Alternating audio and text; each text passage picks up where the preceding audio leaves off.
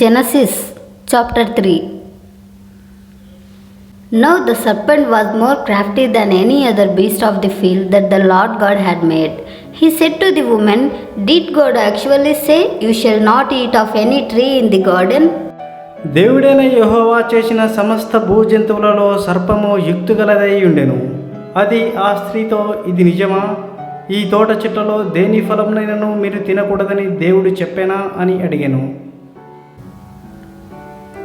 And the woman said to the serpent, "We may eat of the fruit of the trees in the garden." అందుకు స్త్రీ, "ఈ తోట చెట్ల ఫలములను మేము తినవచ్చును." But God said, "You shall not eat of the fruit of the tree that is in the midst of the garden, neither shall you touch it lest you die." అయితే తోట మధ్య ఉన్న చెట్టు ఫలములను గూర్చి దేవుడు, "మీరు చావకుండానట్లు వాటిని తినకూడదనియు వాటిని ముట్టకూడదనియు చెప్పానని సర్పంతో అనెను. But the serpent said to the woman, "You will not surely die." అందుకు సర్పము, "మీరు చావనే చావరు. For God knows that when you eat of it, your eyes will be open, and you will be like God, knowing good and evil."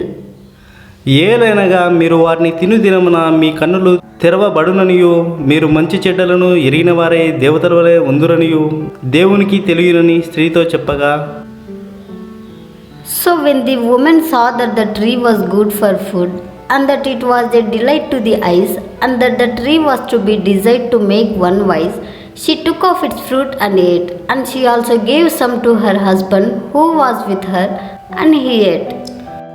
స్త్రీ ఆ వృక్షము ఆహారమునకు మంచిదియు కన్నులకు అందమైనదియు వివేకమిచ్చు రమ్యమైనదియునయ్యుండుట చూచినప్పుడు ఆమె దాని ఫలములలో కొన్ని తీసుకొని తిని తనతో పాటు తన భర్తకు ఇచ్చెను. అతడు కూడా తినెను. Then the eyes of both were opened, and they knew that they were naked, and they sewed fig leaves together and made themselves loincloths.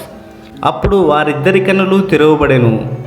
వారు తాము దిగంబరులమని తెలుసుకొని అంజూరపు ఆకులు కుట్టి తమకు కచ్చడములను చేసుకునిరి. And they heard the sound of the Lord God walking in the garden in the cool of the day. And the man and his wife hid themselves from the presence of the Lord God among the trees of the garden. చల్లపూటను ఆదామును అతని భార్యయు తోటలో సంచరించుచున్న దేవుడైన యెహోవా స్వరమును విని దేవుడైన యెహోవా ఎదుటికి రాకుండా తోట చెట్ల మధ్యలో దాగుకొనగా, But the Lord God called to the man and said to him, "Where are you?" దేవుడైన యెహోవా ఆదామును పిలిచి, "నీవు ఎక్కడ ఉన్నావనెను." And he said, "I heard the sound of you in the garden, and I was afraid because I was naked and I hid myself." అందుకతడు, "నేను తోటలో నీ స్వరం వినినప్పుడు దిగంబరినిగా నుండి కనుక భయపడి దాగుకుండినెను." He said, "Who told you that you were naked? Have you eaten of the tree of which I commanded you not to eat?" అందుకాయన, "నీవు దిగంబరివని నీకు తెలిపిన వాడెవడు? నీవు తినకూడదని నేను నీకు ఆజ్ఞాపించిన వృక్షఫలములు తింటివా?" అని అడిగెను. The man said, "The woman whom you gave to be with me, she gave me fruit of the tree and I ate." అందుకు ఆదాము, "నాతో నుండుటకు నీవు నాకిచ్చిన ఈ స్త్రీయే ఆ వృక్షఫలములు కొన్ని నాకియ్యగా నేను తింటినెను." Then the Lord God said to the woman, "What is this that you have done?" The woman said, "The serpent deceived me and I ate." అప్పుడు దేవుడైన యెహోవా స్త్రీతో, "నీవు చేసినది ఏమిటని అడగగా స్త్రీ, సర్పము నన్ను మోసపుచ్చినందున తింటినెను." The Lord God said to the serpent, "Because you have done this, cursed are you above all livestock and above all beasts of the field. On your belly you shall go, and dust you shall eat all the days of your life." అందుకు దేవుడైన యెహోవా సర్పముతో, "నీవు దీనిని చేసినందున పశువులన్నిట్లోనూ భూ జంతువులన్నిట్లోనూ నీవు శపించబడిన దానివై నీ కడుపుతో ప్రాకుచు నీవు బ్రతుకు దినములన్నీయు మన్ను తిందువు. I will put enmity between you and the woman, and between your offspring and her offspring. He shall bruise your head, and you shall bruise his heel." మరియు నీకును స్త్రీకిని నీ సంతానముకును ఆమె సంతానముకును వైరం కలగజేసేదను, అది నిన్ను తల మీద కొట్టును, నీవు దానిని మడిమె మీద కొట్టుదు అని చెప్పాను. To the woman he said, I will surely multiply your pain in childbearing. In pain you shall bring forth children. Your desire shall be contrary to your husband, but he shall rule over you.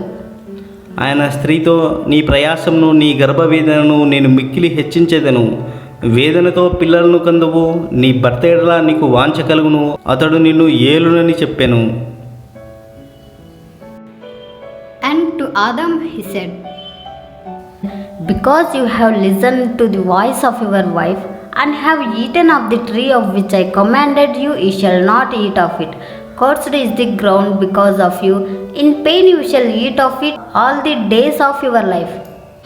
ఆయన ఆదాముతో, నీవు నీ భార్య మాట విని తినవద్దని నేను నీకు ఆజ్ఞాపించిన వృక్ష ఫలములను తింటివి గనుక నీ నిమిత్తము నేల శపించబడి ఉన్నది, ప్రయాసంతోనూ నీవు బ్రతుకు దినములనియో దాని పంట తిందువు. Thorns and thistles it shall bring forth for you, and you shall eat the plants of the field. అది ముళ్ళ తుప్పలను గచ్చ పొదలను నీకు మొలిపించును, పొలంలోని పంట తిందువు.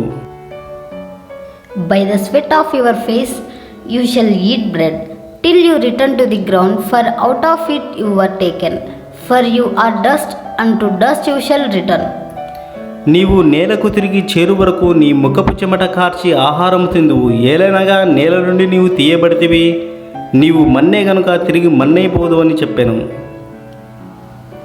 The man called his wife's name Eve, because she was the mother of all living. ఆదాము తన భార్యకు హవ్వ అని పేరు పెట్టెను, ఏలనగా ఆమె జీవము గల ప్రతివానికి తల్లి. And the Lord God made for Adam and for his wife garments of skins and clothed them. దేవుడైన యెహోవా ఆదామునకును అతని భార్యకును చర్మపు చొక్కాయలను చేయించి వారికి తొడిగించెను. Then the Lord God said, Behold, the man has become like one of us in knowing good and evil. Now lest he reach out his hand and take also of the tree of life and eat and live forever. అప్పుడు దేవుడైన యెహోవా, ఇదిగో మంచి చెడ్డలను ఎరుగునట్లు ఆదాము మనలో ఒకని వంటి వాడేను, కాబట్టి అతడు ఒకవేళ తన చెయ్యి చాచి జీవ వృక్ష ఫలమును కూడా తీసుకొని తిని నిరంతరము జీవించునేమో అని. Therefore the Lord God sent him out from the garden of Eden to work the ground from which he was taken. దేవుడైన యెహోవా అతడు ఏ నేల నుండి తీయబడినో దాన్ని సేద్యపరచుటకు ఏదేని తోటలో నుండి అతన్ని పంపివేశెను. He drove out the man, and at the east of the garden of Eden he placed the cherubim and a flaming sword that turned every way to guard the way to the tree of life. అప్పుడు ఆయన ఆదామును వెళ్ళగొట్టి ఏదేను తోటకు తూర్పు దిక్కున కెరూబులను జీవ వృక్షమునకు పోవు మార్గమును కాచుటకు ఇటు అటు తిరుగుచున్న ఖడ్గ జ్వాలను నిలువబెట్టెను.